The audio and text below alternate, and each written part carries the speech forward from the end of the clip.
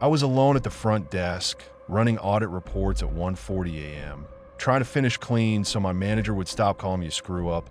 I'm a night auditor, I control key cards and cameras, and my plan was simple. Don't get dragged into anyone's drama. Lock the doors, collect my paycheck. The lobby sat in that dead stretch where the TV plays silent infomercials and the ice machine coughs like it's bored. I had the audit packet half printed, the safe open, my fingers smelling like cheap receipt paper and sanitizer. I kept checking my phone because my manager likes to text after midnight like he owns my sleep. Audit better be perfect. He'd been writing me for weeks about comps, about cash rooms, about any little thing he could call policy. He didn't know the only reason my numbers looked clean was because I used the maintenance login to wipe certain notes and clear cash guests without paperwork. Stupid, small, not violent, but still a scam. It kept me out of his mouth and in a paycheck. The vestibule bell clicked and the door camera threw a movement box. A guy stood outside in a dark jacket, mid-30s maybe, holding a girl by the upper arm like she was luggage. She couldn't keep her head up. Hair stuck to her cheek. No shoes. Not left them in the car. No shoes. Bare, dirty feet like she'd walked somewhere she didn't plan to walk. I buzzed him in because that's what you do when you're alone and the night lock is more about policy than safety. He came in fast, kept her half behind him, and dropped a credit card on the counter. Checking in. His tone wasn't tired. It was sharp. I asked for ID. His face snapped like a switch. He said he didn't have it. Then he said it was in the car. Then he said it didn't matter because the card went through. I pointed at the little sign about ID. The same sign guests pretend they've never seen. He leaned into the plexiglass and called me buddy, like we were in on something together. The girl made a small sound, more breath than word, and her knees dipped like she was about to fold. He tightened his grip on her elbow without even looking. I could have stalled. I could have hit the button for security, even though security is one guy for 3 properties, and half the time he's parked somewhere scrolling his phone. I could have asked her if she was okay, right there, in front of him, made him react. Instead, I looked at the monitor. Cameras make you feel like you're doing your job, even when you're hiding behind it. He snapped, "Just check me in." I told him policy again, and he laughed like policy was cute. When I asked the girl's name, he cut right over her. Said she was with him, said she lost her wallet, said I was making a big deal out of nothing. He said it like I was the problem in the room, not the guy dragging a barefoot girl through a lobby at 2 in the morning. I felt heat in my neck. I wanted to stand my ground, but my brain did that coward math. If I push this, he gets loud. If he gets loud, someone records it, my manager sees it, and then he starts digging. He finds a maintenance login. He finds the comps. He finds the stuff I'd been doing to keep my job. Then I'm the asshole on camera too, not the hero. I hated myself for thinking it, but I thought it anyway. So I checked him in, printed the reg card, made 2 keys, handed them over. He yanked her toward the elevator, and her foot slapped the tile hard enough I winced. She looked at me for half a second, eyes unfocused, and I still can't tell if she recognized where she was or if she was just trying to hold on to anything. The doors closed, and the lobby went quiet again like nothing happened. 10 minutes later, the elevator camera on 6 caught her stumbling out alone. She blinked at the hallway like she'd never seen one. She went the wrong way, palmed the wall, tried a door, pressed her forehead to it like she was listening for help. Then she turned toward the stairwell sign, barefoot, unsteady, moving like she was pushing through syrup. He stepped out behind her. Calm, no panique. He crossed the distance in a few steps, grabbed her elbow, and yanked her back out of frame. Not a struggle, not a scene, just that ugly practice control. No screaming, just a picture of it in that wrong breath again. I picked up the phone. Thumb hovered over 911. Then my screen lit with another text from my manager. Don't fuck up the audit. I'm checking in the morning. Like the universe wanted to give me the dumbest possible excuse. I pictured cops asking for footage and then asking why my buddy's name was on the maintenance login I used to erase comps. I picture my stupid little hustle turning into the headline, not the girl. So I set the phone down. I told myself I'd keep watching, like watching was action. At 2:15 a.m., guests called down screaming about the heater. I had to leave the desk, go to a room with a portable unit, smile, apologize, do the whole service dance. I came back sweating, heart still thumping, and checked the cameras again like I'd missed something that would let me fix it. Nothing. The hallway feed just looked like carpet and doors and a girl who wasn't there anymore. I opened the DVR, found a clip, exported it to a temp folder like I was being responsible. Then I overwrote it. I edited the log so it looked like a dropped frame, a camera glitch, the kind nobody questions because hotel cameras always mess up. My hand shook for about 30 seconds, and then they steadied, which is the part that still makes me feel sick. I stapled the audit packet. I filed receipts. I counted cash. I did all the small normal tasks like they could wash what I just done. The next afternoon, my phone blew up with a missing person post. Her face, clean and smiling in daylight, and then a blurry gas station still from down the street where she looked tired and barefoot. People shared it like outrage was a hobby. Comments turned into a feeding frenzy. Ex-boyfriend theories, trafficking theories, she ran off, she deserved it. Strangers treating a real person like a story. I sat in my car on break and stared until my eyes burned. That evening, the desk line rang and a man said he was police, asked if we'd had a couple check-in late, asked if we had footage. I told him our cameras were spotty, that we'd had glitches. My voice stayed steady. I even threw in a little annoyed laugh like I was on his side about how cheap hotels are. He asked if I could save whatever I had anyway. I said I would. I hung up and stared at my hands like they belonged to someone else.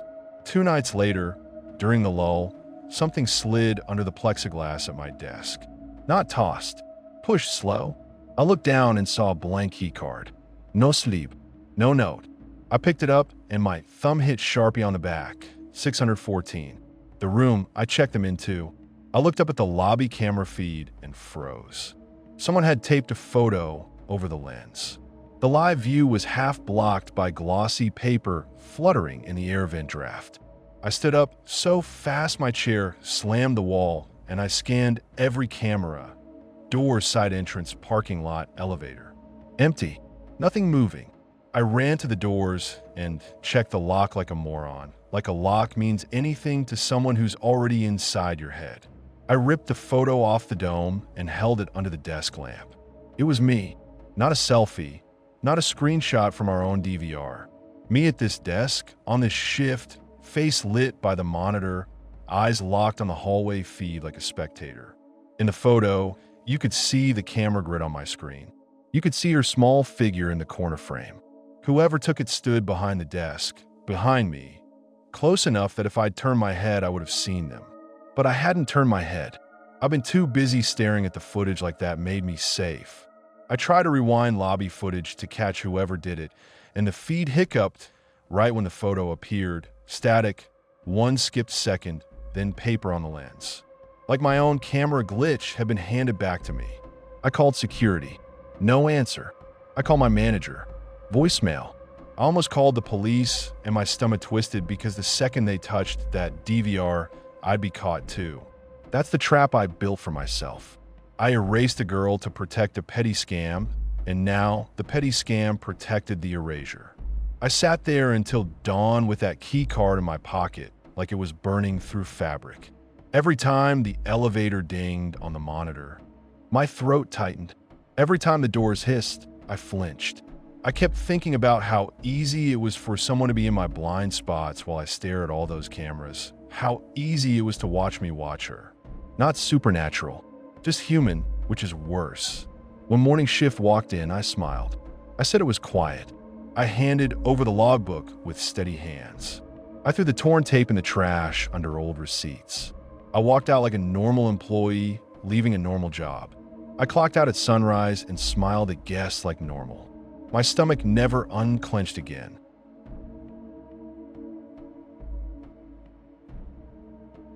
I took the temp gig in the evidence unit for the benefits and the quiet. I went in with a plan. Skim small stuff no one audits, trade it off, keep my head down.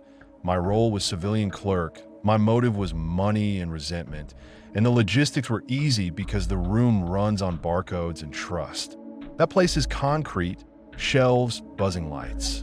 Sworn guys treat it like a closet. Civilians let me do the boring part. Scan, log, shelve, sign, repeat. Everyone says chain of custody, like ink is a prayer. Cameras sit in the corners, and everyone acts like they're invisible. I've been out of work, broke, angry, and tired of being good. Day one, I watched corners get cut like it was normal. A deputy drops a bag and forgets to sign, and Denise signs for him because she doesn't want to chase him down. A detective cracks a seal just to look, and nobody writes it up because nobody wants a fight. People call it keeping things moving, like the only crime is slowing down. Denise made it worse. She hated temps, hated questions, hated anything that made her do more than shuffle paper. She'd snap at me over crooked labels, over typing too slow, over breathing wrong. One morning, I double-counted cash because the officer wrote approximate, and she leaned in and hissed, "Stop playing accountant. Log it and move on." I bit my tongue so hard I tasted iron. So I started skimming what wouldn't get missed. Not trophies, not jewelry with a victim's name. The scraps.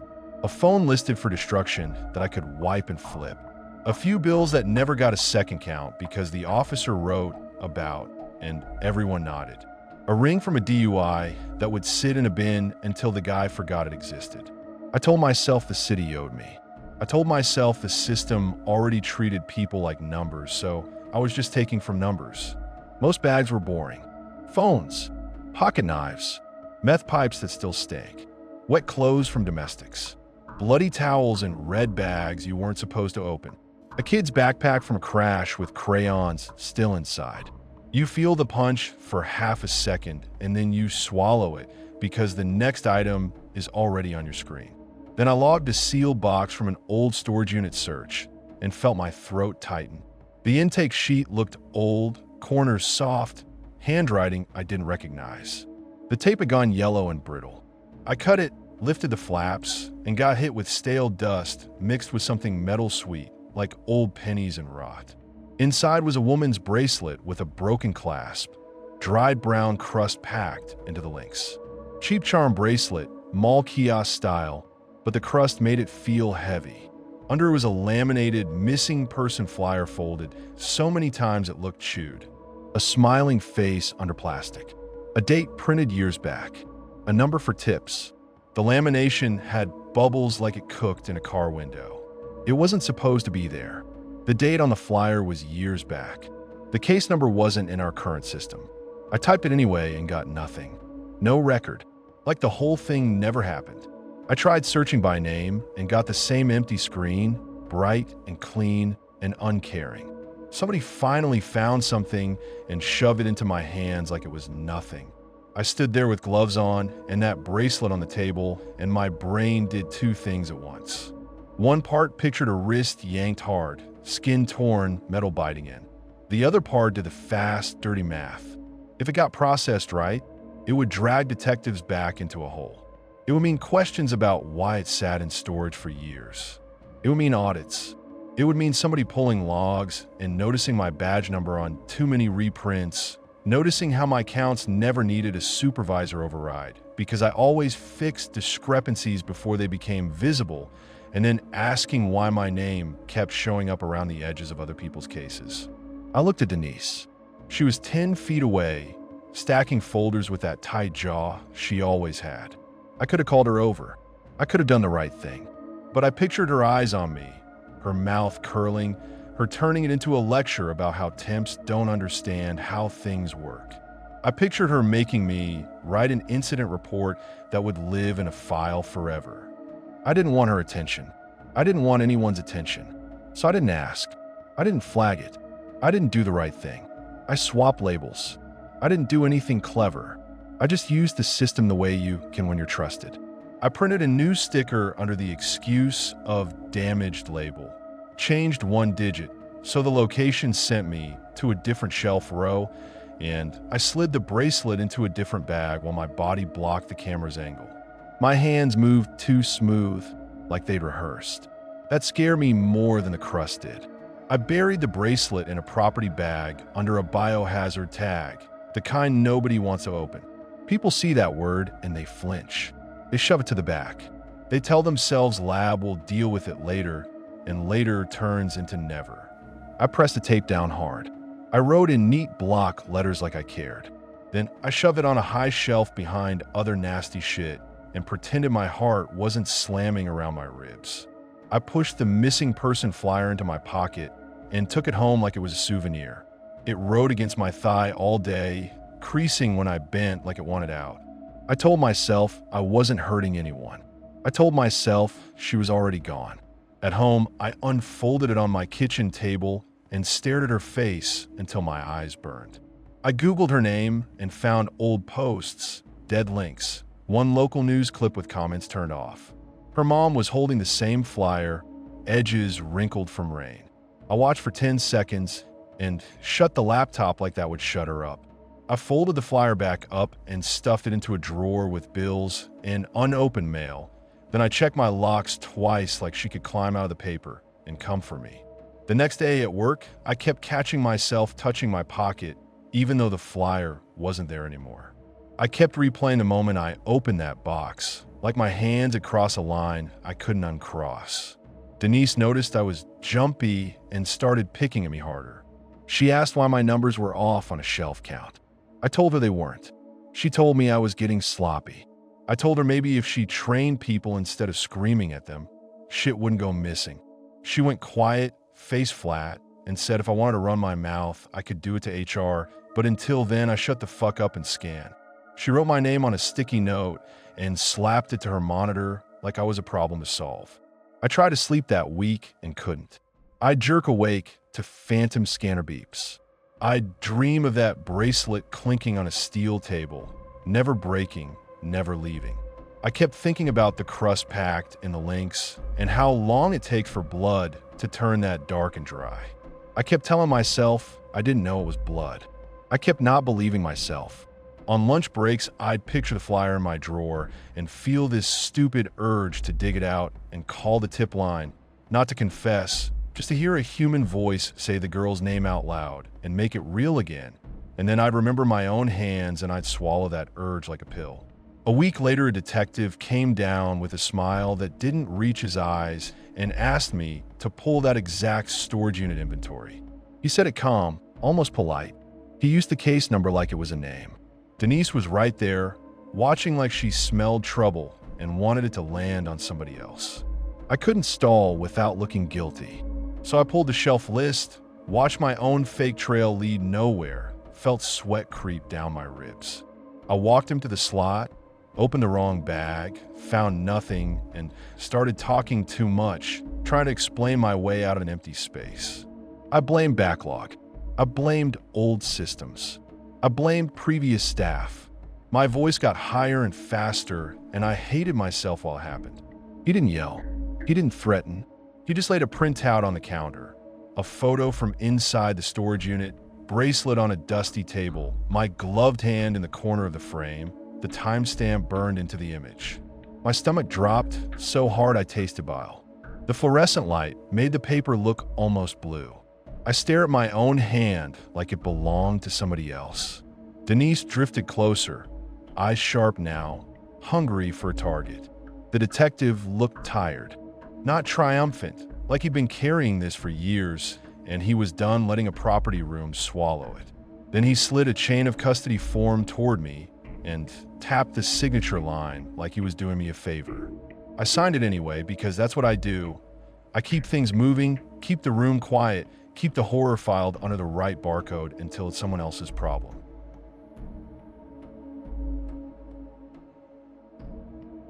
I had 3 weeks left on the lease, a scholarship review coming, and a roommate who wouldn't leave, so I made a plan. Keep her awake, make her doubt herself, and push her out without ever throwing a punch. I was the quiet grad student on the paperwork, the responsible one, and I set up the logistics like a schedule. She'd been in the apartment 6 months and acted like she owned it. Midnight phone calls on speaker, dishes stacked like a dare, my groceries borrowed and never replaced. Anytime I asked her to stop, She turned it into me being uptight and her being persecuted. I had committee meetings, grading, a stipend that vanished if I looked unstable. So I stopped asking and started measuring. I started with the kitchen because it's where routines live. Every morning, I moved her mug to a different cabinet. Not gone, not broken, just wrong. I swapped the cereal boxes, poured one into another, slid them back like nothing happened. I turned the spice rack so the labels faced the wall. I took one sock from a pair and shoved it behind the dryer, deep in lint. I moved her keys from the hook to the pocket of a jacket she never wore. Nothing dramatic, just enough to make her hesitate. She'd spiral, rip through drawers, dump laundry baskets, then stand there breathing hard, whispering that she must be losing it. When I walked in, she'd snap at me for a second, then soften fast, like she was afraid of sounding crazy out loud. That was the first crack. She started editing herself in front of me. She tried to make it a fight.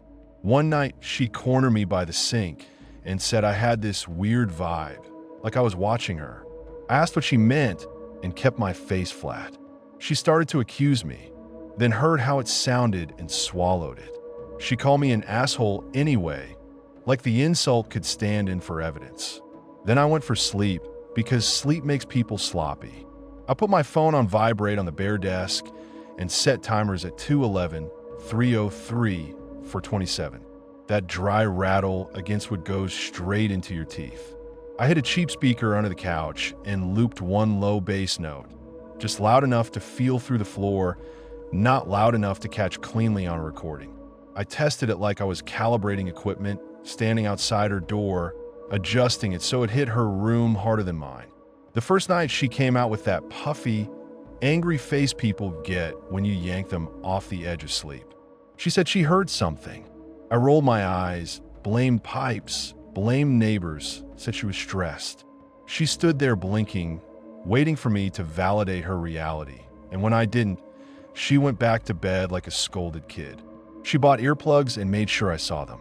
I waited until she left for class and dropped them in the trash on her coffee grounds. That night, she tore the place apart looking for them, yanking cushions, opening drawers so hard they banged. She accused me in this thin voice, and I made her repeat it. She couldn't. She said she was just asking. I said I hadn't seen them and asked if she'd checked her bag. She stared at me like she hated me and needed me at the same time. She tried white noise apps, then a little machine on her nightstand. I messed with those too, just small changes, so she'd wake up thinking the sound had died on its own. After that, she started recording. Phone propped on books with the little red light aimed at her bed. She told me about it like it was a threat. I nodded like it was smart. When she left the next morning, I opened her phone with the passcode. I'd watched her type 100 times, deleted the files, then emptied the recently deleted folder. When she came home and found nothing, she demanded to know how a phone can record all night and produce nothing. I shrugged and blamed glitches and watched her swallow the anger because arguing with glitches makes you look unstable. She started leaving sticky notes for herself after that. Mug top left, lock turned all the way back up files, like she could out-document the apartment. I peeled one off when she was in the shower and tossed it. The next day, she found the blank spot and stared at the wall like the wall had erased it. She tried to flip the pressure back on me. She told me she was going to call the landlord, campus housing, somebody. She said the word police once, like saying it might summon authority. I didn't argue. I asked, very calmly, what she planned to report. Missing earplugs? A feeling? A bass note she couldn't catch on video? I watched her mouth open and close. She hated me for being right and hated herself for not having proof. That week, she slept at a friend's place for one night and came back the next morning looking wrecked because even away from the apartment, she didn't sleep. She kept rubbing her wrists like she was checking her pulse. She started skipping meals. She started snapping at people on the phone, then hanging up and crying like she'd lost control of her own voice. By the end of week one, she looked different. Eyes sunk, jaw tight, hands always checking pockets, checking drawers, checking the lock. I made the lock part of it. Some nights I'd leave the deadbolt half thrown, not open, just not where she remembered.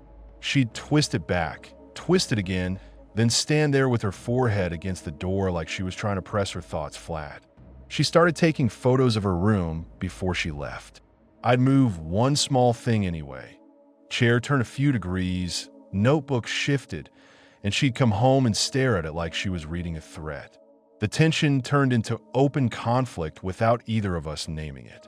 She started accusing me of small stuff because she couldn't accuse me of the real thing without sounding unhinged. She'd come at me about crumbs, about a towel on the chair, about my hair in the drain, about the way I stomped when I walked. I didn't raise my voice. I kept my tone flat and reasonable, and that made her explode harder. Once she called me a fucking robot and threw a sponge at the wall. It slid down and left a wet streak like a cheap signature. I told her she should get some sleep, and she slammed her door so hard the frame clicked. Week 2, she missed a lab shift. She showed up late, got written up, came home shaking with anger and exhaustion. She cried in the hallway outside our door, sliding down the wall like her legs quit. I listened and did nothing. In my head, I kept seeing my scholarship review, the numbers, the way one messy complaint can stick to your name. I kept going. She went to the department admin the next day, and I got ahead of it. I emailed first. I walked in first. I framed it as concern, sleep deprivation, paranoia, sudden accusations, possible breakdown. I didn't call her a liar. I just built a story where she was fragile and I was steady. When she came in after me, eyes red, talking fast about missing files and moving objects and sounds at night, the admin's face changed. They asked about counseling. They kept their voices soft. They kept glancing at me like I was the stable reference point. She saw that and shut down. She came home and started packing like she was moving out of a burning building. She moved out fast, like the apartment itself was poison. She left half her stuff, left a dark stain on the carpet from something spilled while she shook.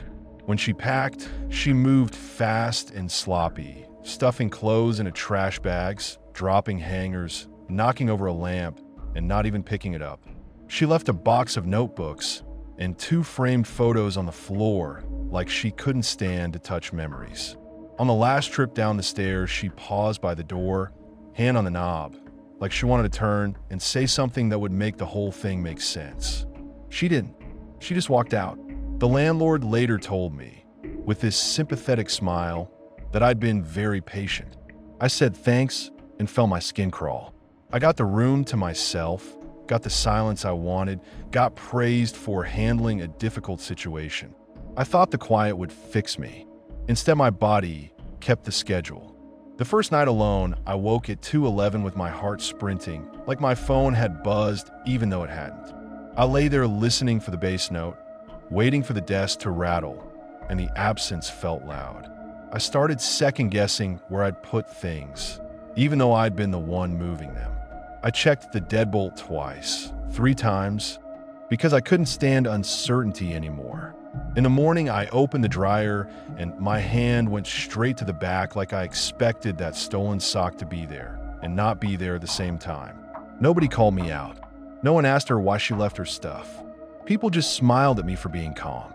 I didn't hit her, I didn't threaten her, I didn't leave bruises, and I still broke her. I proved you can ruin someone with polite hands and a steady voice, and the world will call you responsible for it. At night, when the apartment goes still, I still catch myself listening for her footsteps like I trained my own brain into a cage.